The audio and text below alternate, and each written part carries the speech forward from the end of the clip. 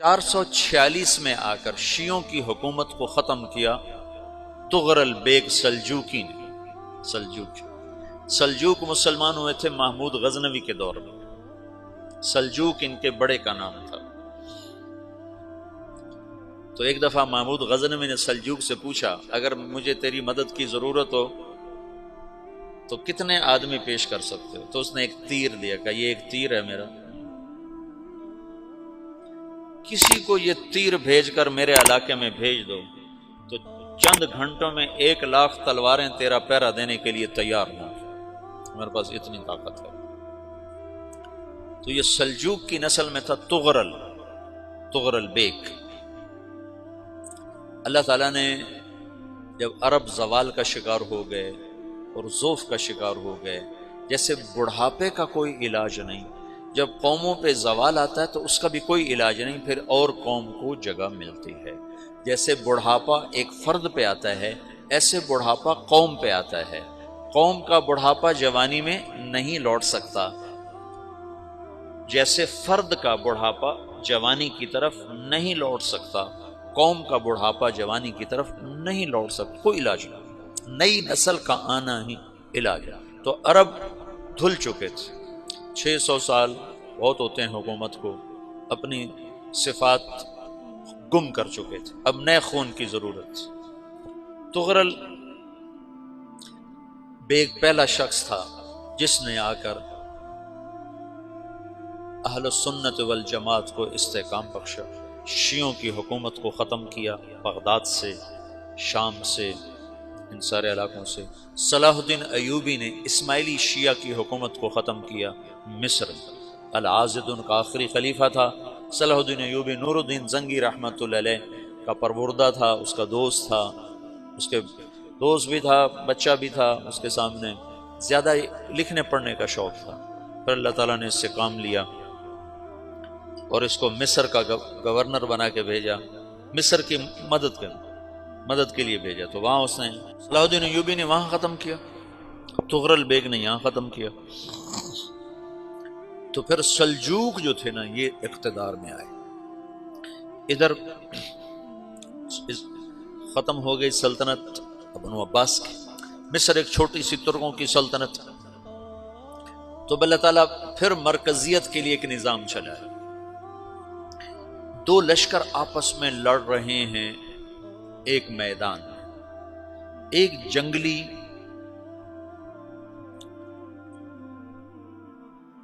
بدوؤں کا قافلہ، جنگل کے لوگ اپنے قبیلے کو لے کر، ایک جنگلی قبیلہ اپنے سردار کے ساتھ نقل مکانی کر رہا ہے ایک جگہ سے دوسری جگہ۔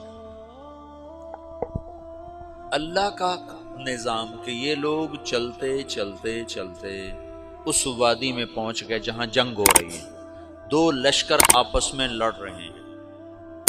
جب یہ وہاں پہنچتے ہیں تو ایک لشکر کے قدم اکھڑ رہے ہیں اور دوسرا غالب آ رہا ہے۔ ان کو نہیں پتا شکست کھانے والے کون ہیں اور فتح پانے والے کون ہیں، ان کو نہیں پتا۔ اس جنگلی قبیلے کے سردار کا نام بھی تغرل ہے، تغرل۔ تو یہ سردار کہتا ہے جو شکست کھا رہے ہیں ان کی مدد کرو، کچھ پتہ نہیں کون ہے، کہتا جو شکست کھا رہے ہیں ان کی مدد کرو۔ تو 400 وحشی جنگلیوں نے فاتح لشکر کے پیچھے حملہ کر دیا۔ وہ تو ایک کافی ہوتا تو 400 دوڑ جب تلواریں پڑیں تو چند لمحوں میں نقشہ بدل گیا، بھاگنے والے جم گئے اور جمنے والے بھاگ پڑے۔ جب جنگ ختم ہوئی تو شکست خوردہ لشکر کے بادشاہ نے ان کو بلایا، اسے پوچھتا ہے مجھے جانتے ہو میں کون ہوں؟ کہا نہیں۔ کہا تو تم نے میری مدد کیوں کی؟ کہا انسانی ہمدردی کی وجہ سے، تمہیں شکست ہو رہی تھی اس لیے تمہاری مدد کی۔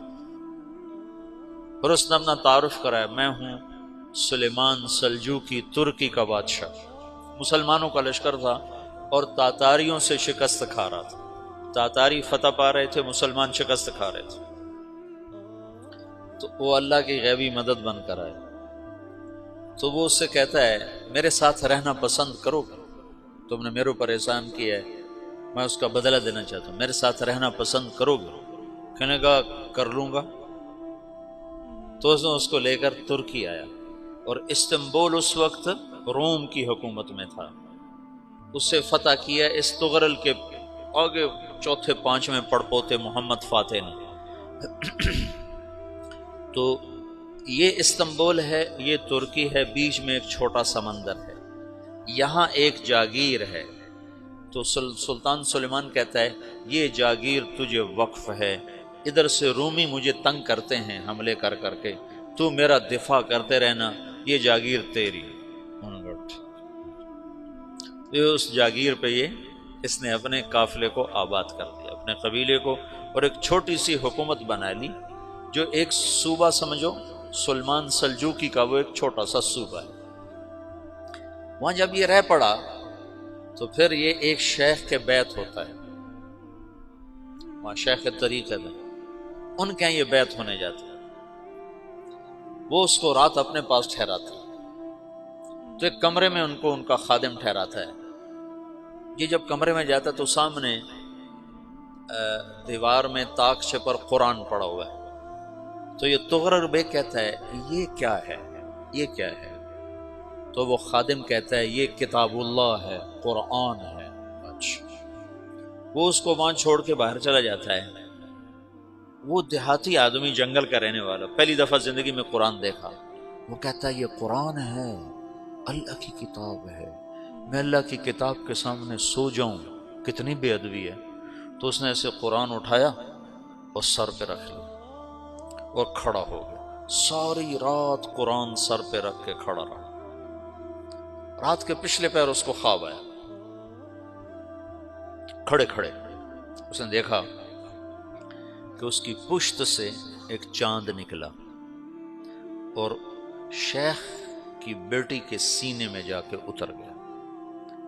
پھر اس لڑکی کے سینے سے ایک درخت نکلا جو پھیلتے پھیلتے پھیلتے 3 بر اعظم پہ چھا گیا، افریقہ پر، یورپ پر، ایشیا پر۔ پھر اس کی آنکھ کھل گئی، وہ کھڑا ہوا ہے، تو اس نے صبح یہ خواب اپنے شیخ کو سنایا، تو انہوں نے اپنی بیٹی اس کے نکاح میں دے دی۔